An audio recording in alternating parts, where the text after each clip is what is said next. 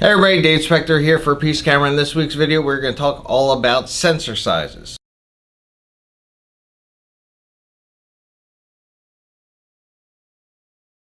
So one of the most common questions we get here asked at the store is, what's the difference between a full frame camera and a crop sensor camera? Not everybody knows the difference and why they have two different varieties. So I want to explain in this video the differences between the two and help you make a better informed decision on which camera to buy. Now I have a variety of cameras in front of me here, starting with the Nikon D610, which is a full frame, then a Nikon D5600, a Fuji Mirrorless, a PointShoot, and even the cell phone. So let's start out with the camera on the left. This is a Nikon D610. And this is a full frame camera. So what that means is the sensor size is the same as a piece of 35mm film. Now I have a sensor here. This is out of a Nikon D800, but the sensor size is the same. As you can see, it is fairly large. So what this is going to do, allow it to let in a lot more light. And generally the ISO ranges are going to be much higher than you can do with the full frame camera, being that it can let in that much more light. Just remember, if you buy full frame camera, you have to have full frame glass. So anything that says DX on the Nikon side or EFS on the Canon side will not work on a full frame camera, or they will mount, but you'll either have a crop in mode where you're gonna lose half your megapixels, or you're gonna get a lot of vignetting around the edges and you're basically gonna get a circle in the middle. So just remember that when you're thinking about buying a full frame camera. Alright, next is a crop sensor body, and I have two different varieties here. I have the Nikon D5600 and I also have a Fuji Mirrorless camera. Now, most of the times you're going to hear these known as ASP-C type sensors, and they are a crop sensor, so they are going to be smaller than the full frame. Their low light capability is not going to be as huge, although technology is greatly catching up with all these to make them almost the same. And you'll also hear a lot about crop factor, which means that since the sensor is smaller than the full frame, then your focal length is going to be different if you put a full frame lens on this camera. So Nikon is 1.5 and Canon is 1.6, so you'd multiply your focal length of the lens you're using times 1.5 or 1.6 depending on the camera. But you also got to remember, before you have to worry about doing all this math in your head, is what you see through the viewfinder is what you are going to get. Again, these cameras are going to be a lot less expensive, as well as the lenses for these.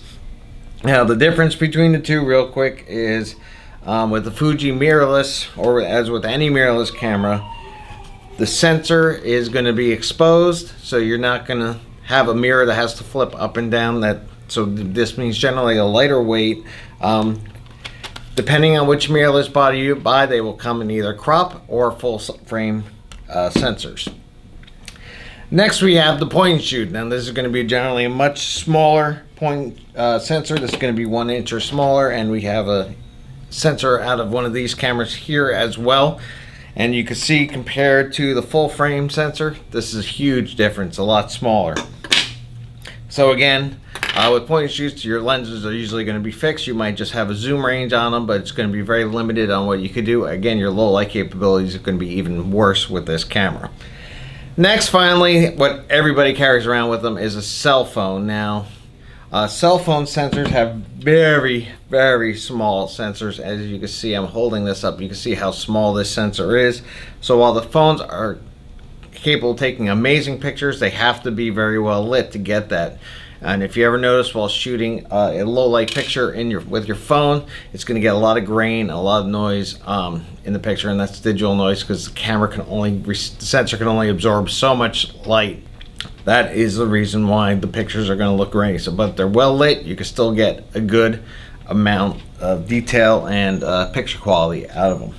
So with that being said, what camera should I buy? Do I need to stay with crop frame, or do I need to go with full? Now that's going to depend on your budget, what kind of pictures you're shooting with the camera. So sometimes sports shooters really love the crop sensor camera, because you're going to get that extra crop factor, and with the long lenses that they like to shoot, you're going to really get a much bigger range with your telephoto lenses.